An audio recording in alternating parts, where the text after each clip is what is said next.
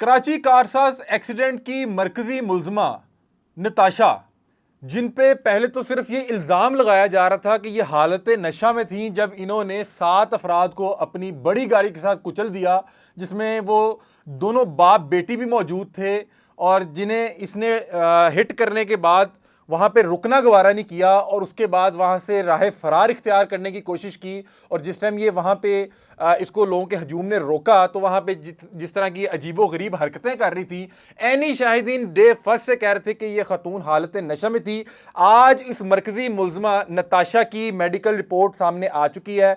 इस medical report में इंकशाफ हुआ है कि मरकजी मुलजमा नताशा की मेडिकल रिपोर्ट में आइस के इस्तेमाल के शवाहिद सामने आए हैं। और ये मेडिकल रिपोर्ट जो बल्कि बताऊं कि मेडिकल जो सैंपल था ये मौके पे फौरी तौर पे भी नहीं लिया गया, ये वाक़े के 2 या 3 दिन के बाद उस वक्त लिया गया जब कोर्ट में जो मुद्दई पार्टी आमना इमरान के वकील बैरिस्टर उज़ैर गौरी ने अदालत के रूबरू कहा कि इस खातून का कम से कम एक बार आप मेडिकल टेस्ट तो करवा लें, कोई लैब पे इसके सैंपल तो भेज दें, क्योंकि ये बड़ी एक फैमिली से ताल्लुक़ रखती है, ये पाकिस्तान की एलीट क्लास है। इस खातून को जिस तरह ये हादसा हुआ, हर शख्स ने ये साबित करने की कोशिश शुरू कर दी कि ये जहनी मरीज़ा थी।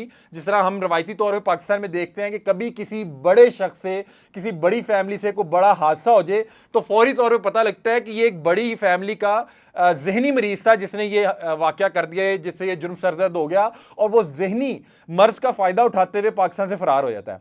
इस केस में भी ऐसे ही हुआ। जैसे ये हादसा हुआ तो एक कंपेन शुरू हुई जिसमें बताया गया कि नताशा तो जहनी मरीज है। और इस पूरे जो खेल में से हवा तब निकल गई, इस पूरे जो एक क्राइटेरिया, जो एक नैरेटिव को बिल्ड करने की कोशिश की जा रही थी, उसमें से गैस तब निकल गई जब डॉक्टर चन्नी लाल ने अपनी रिपोर्ट में बताया कि इसका तो जहनी तवाज़ुन बिल्कुल ठीक है।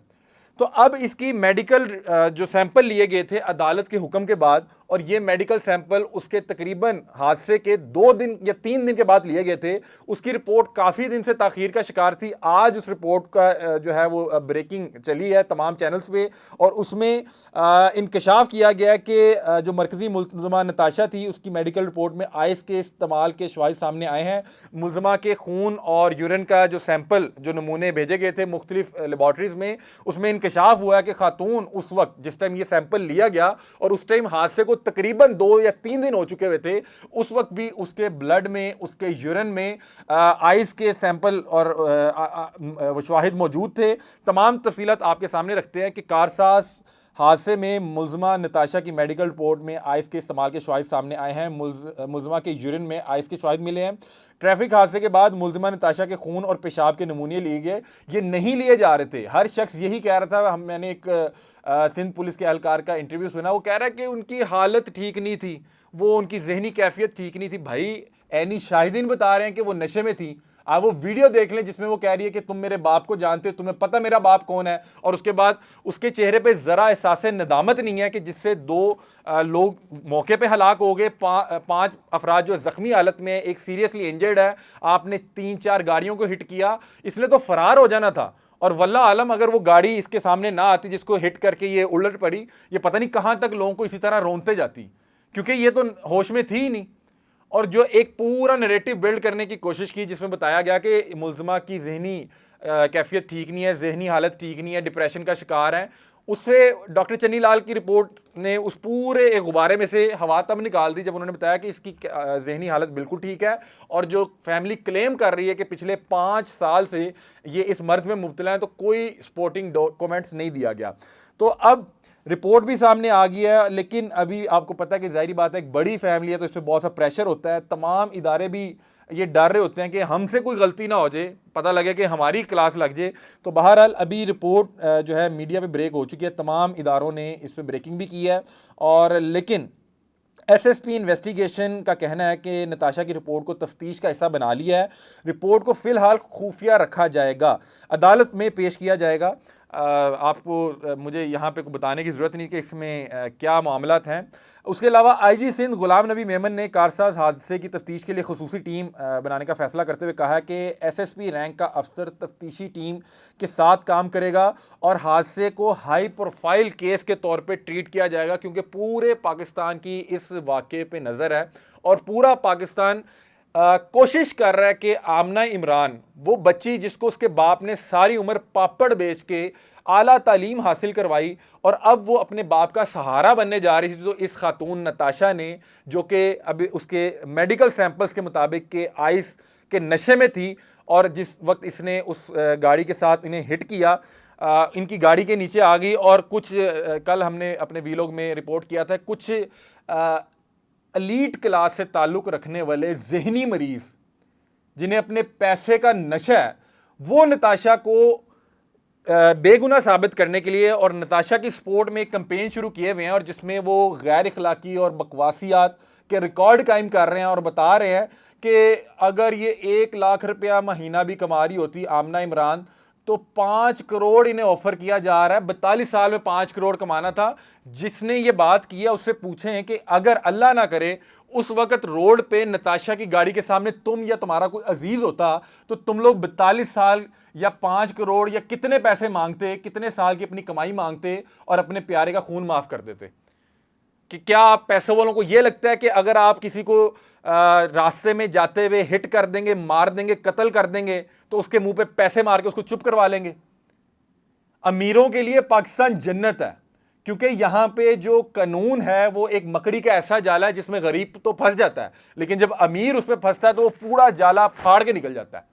और इस बार ये सोशल मीडिया, जिसको दज्जाली मीडिया कहा जाता था, इसी पे ये जो कैंपेन की गई, उसी की वजह से अभी तक ये केस बहुत ज़्यादा हाईलाइटेड है। इस पे तमाम हुकूमती ओहदेदार और बड़े बड़े शख्सियात जाके आमना इमरान और उसकी फैमिली को यकीन दहानी करवा रहे हैं कि हम आपके साथ खड़े हैं, वरना यकीन माने ये सोशल मीडिया पे केस ना होता तो इस फैमिली को एक तो इनका नुकसान हो गया, दूसरा इनको थ्रेट किया जाता, इनको प्रेशराइज किया जाता, बल्कि इन्हें और दुबाया जाता, डराया जाता कि भाई इस तरह और भी मामला हो सकते हैं।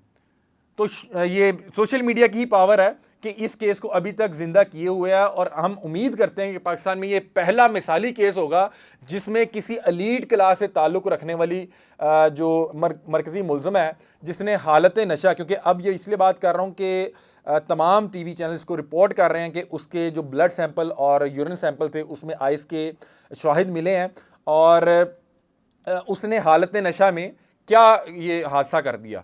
ये कोई आम हादसा नहीं है, और ये उसकी गाड़ी उलट गई तो यहां पे मामला तो रुक गए।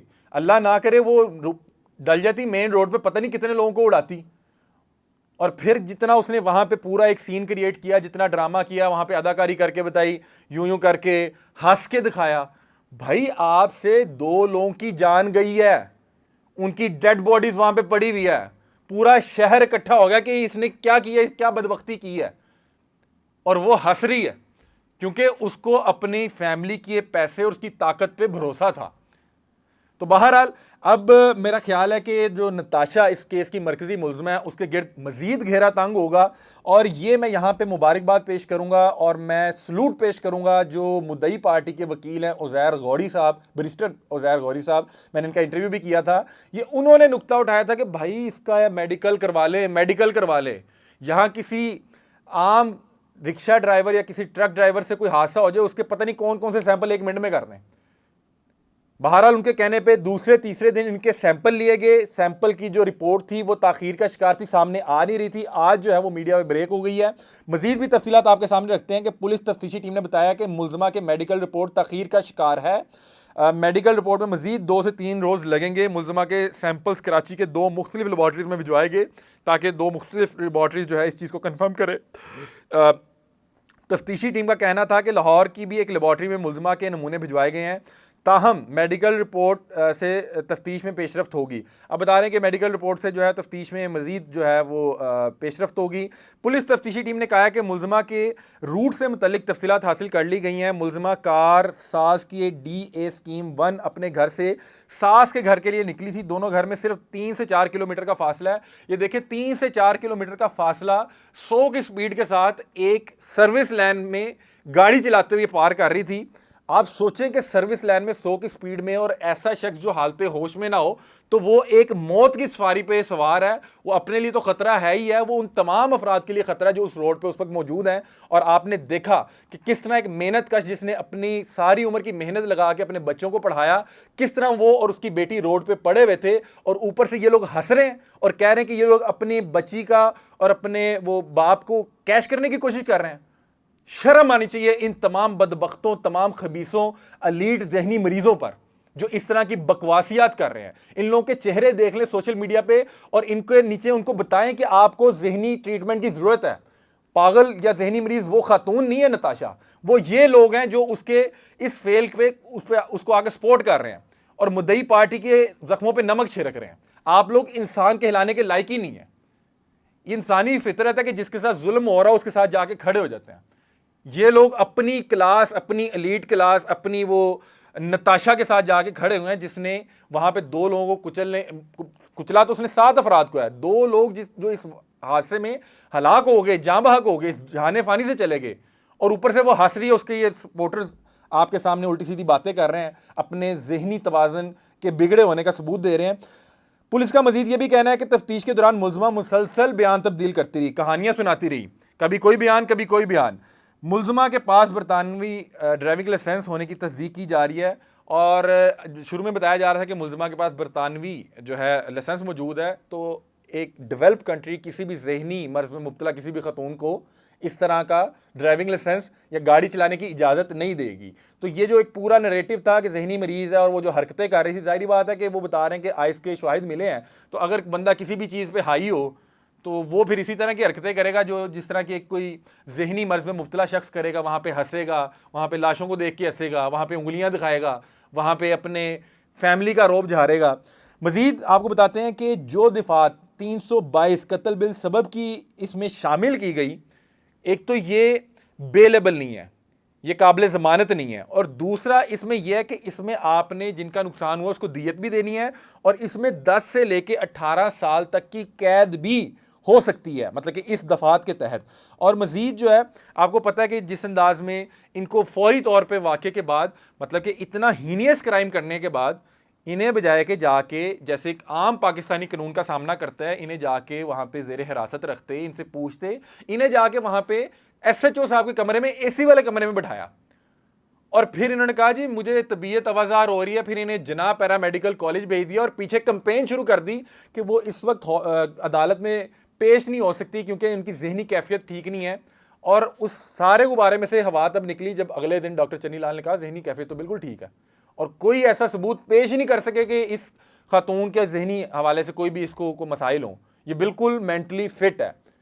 तो उसके बाद इस केस में जान पड़ी, और फिर सोशल मीडिया का जो रोल था, उसके बाद जिस तरह गवर्नर सिंध गए, फिर शर्मिला फरूकी गई, हुकूमती अहदेदारान गए, रियासती इदारों ने कहा कि आपको इंशाल्लाह इंसाफ लेके देंगे, फैमिली ने कहा हमें पैसे नहीं चाहिए, हमें कुछ नहीं चाहिए, हमें हमें हमारे प्यारों का इंसाफ चाहिए। और उस पर ये कुछ बदबख्त सामने आए, उन्होंने कहा जी कैश करने की कोशिश कर रहे हैं।